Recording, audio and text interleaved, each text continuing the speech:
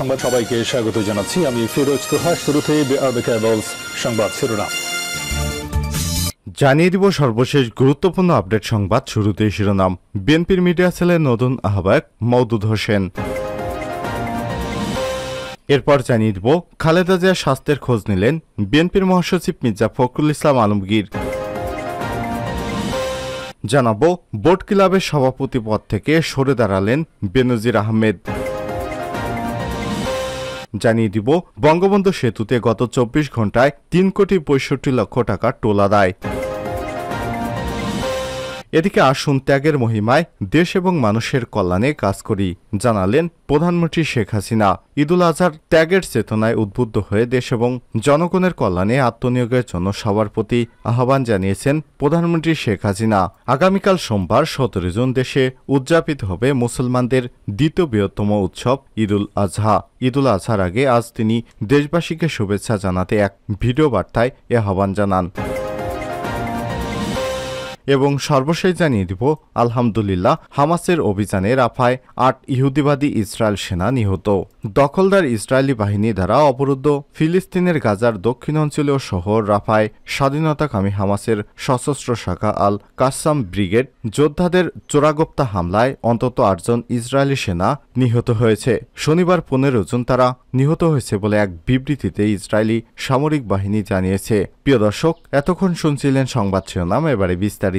তবে তার আগে বন্ধুরা, আপনি কোন স্থান থেকে আমাদের সংবাদটি দেখছেন কমেন্ট করে জানিয়ে দিন এই সংবাদ সম্পর্কে আপনার মূল্যবান মতামত। প্রিয় দর্শক, আপনি যদি আমাদের চ্যানেলে নতুন হয়ে থাকেন ভিডিওটি দেখতে দেখতে চ্যানেলটি সাবস্ক্রাইব করে রাখুন, যাতে করে আমাদের লেটেস্ট আপডেট সংবাদগুলো সবার আগে আপনার কাছে পৌঁছে যায়। এবারে বিস্তারিত। বিএনপির মিডিয়া সেলের নতুন আহ্বায়ক মওদুদ হোসেন।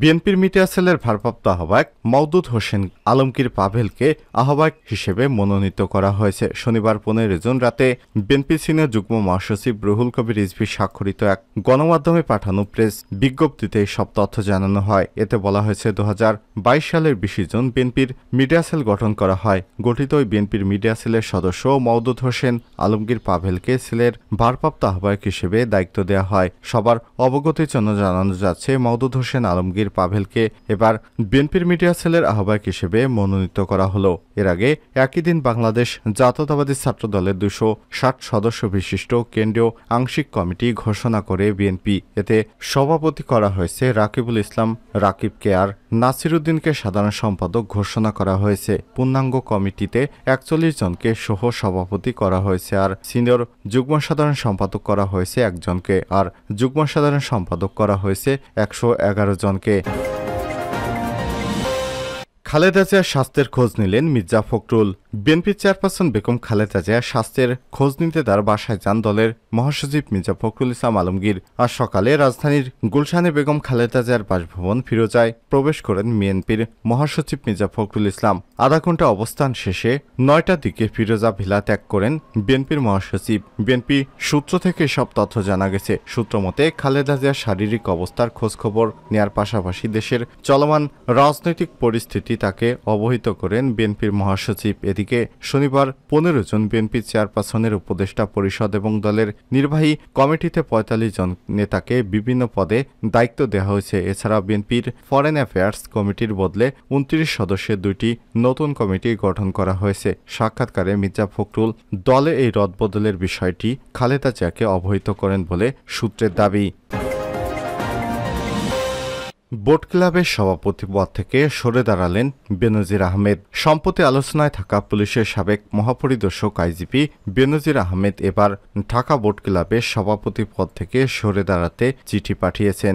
জানা যায় গত ১৩ জন সভাপতির পদে ভারপ্রাপ্ত হিসেবে কাউকে দায়িত্ব দিতে ক্লাবের উপদেষ্টা রুবেল আজিজকে চিঠি পাঠান তিনি। তার পাঠানো ওই চিঠিতে বেনজির আহমেদ বলেন, বর্তমানে জরুরি কাজে পরিবারের সঙ্গে দেশের বাইরে থাকা এই মুহূর্তে বোট ক্লাবের দায়িত্ব পালন করতে পারছি না, তাই ক্লাবের যাবতীয় কাজ সম্পাদনের জন্য ভারপ্রাপ্ত সভাপতি হিসেবে কাউকে মনোনয়ন করা হোক। ওই চিঠিতে এই ব্যাপারে দ্রুত উদ্যোগ নিতে বোট ক্লাবের ইসি কমিটির প্রতি অনুরোধ জানান বেনজির আহমেদ। ২০১৪ সালে বোট ক্লাব প্রতিষ্ঠা হওয়ার ১ বছর পরই ক্লাবটির সভাপতি পদে আসীন হন তিনি। সেই থেকে এখন পর্যন্ত ক্লাবের সভাপতি পদ ধরে রেখেছেন বেনজির আহমেদ। সাবেক পুলিশ এবং র্যাব প্রধান বেনজির আহমেদের বিরুদ্ধে বিপুল পরিমাণ সম্পদ অর্জনের অভিযোগ এনে জাতীয় দৈনিক সংবাদ প্রকাশ হয় গত মার্চে। এরপরই বেনজির আহমেদ তার স্ত্রী জিশান মির্জা এবং মেয়ে ফারহেন রিশতা বিনতে বেনজির এবং তাহসিন রাইসা বিনতে বেনজিরের জ্ঞাত আয় বহির্ভূত সম্পদের খোঁজে গত 18 এপ্রিল অনুসন্ধান শুরু করে দুদক।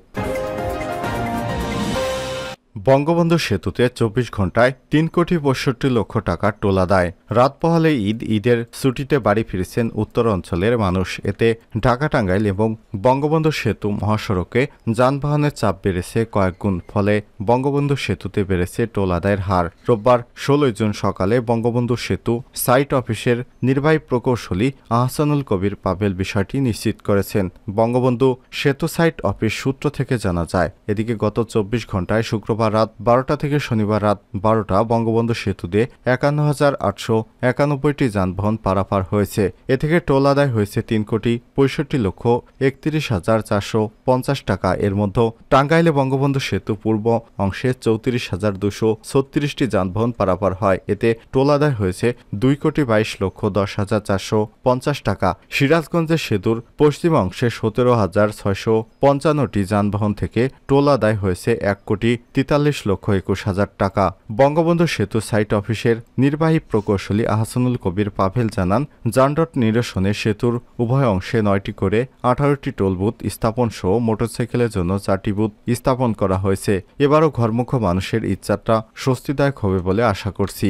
উল্লেখ্য, স্বাভাবিক সময়ে বঙ্গবন্ধু সেতু হয়ে মোট 21টি জেলার প্রায় 12 থেকে 15,000 যানবাহন চলাচল করে।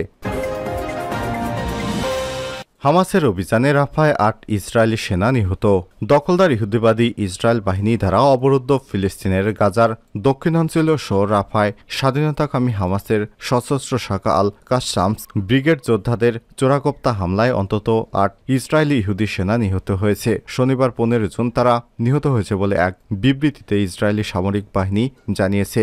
আইডিএফ জানায়, হামাসের সশস্ত্র শাখা আল কাসসাম ব্রিগেড রাফার পশ্চিম অঞ্চল আল সুলতান এলাকায় তাদের যোদ্ধা লক্ষ্য করে হামাস আক্রমণ চালায়। এতে চোরাগোপ্তা হামলা চালিয়ে অনেক ইসরায়েলি সেনাকে হত্যা এবং আহত হয়েছে। ইসরায়েলি ট্যাঙ্কগুলো তেল আর আল সুলতান এলাকায় অগ্রসর হয়ে উপকূলীয় এলাকা লক্ষ্য করে গোলা ছুড়েছে। ইতিমধ্যেই কয়েকবার বাস্তুচ্যুত হওয়া হাজার হাজার ফিলিস্তিনি ওই উপকূলীয় এলাকায় আশ্রয় নিয়ে আছে। সেখানে হামলা চালিয়েছে ইসরায়েল বাহিনী। এর পাশাপাশি তারা গাজার বিভিন্ন এলাকায় হামলা চালাচ্ছে। শনিবার ইসরায়েলি বর্বরতায় অন্তত 19 ফিলিস্তিনি নিহত হয়েছে। গাজার স্বাস্থ্য মন্ত্রণালয় জানিয়েছে, হামাসকে নির্মূল করতে গাজায় অবিরাম হামলা চালিয়ে ইসরায়েলি বাহিনী এ পর্যন্ত অন্তত 37,296 জন ফিলিস্তিনিকে হত্যা করেছে, আর তাদের মধ্যে অন্তত 30 জন গত 24 ঘণ্টায় নিহত হয়েছেন। গত অক্টোবরে শুরু হওয়া যুদ্ধের পর ইতিমধ্যে 8 মাসেরও বেশি সময় পার হয়ে গেছে। তারপরও আন্তর্জাতিক চাপ থাকা সত্ত্বেও যুদ্ধ বন্ধ হওয়ার কোনো লক্ষণ দেখা যাচ্ছে না।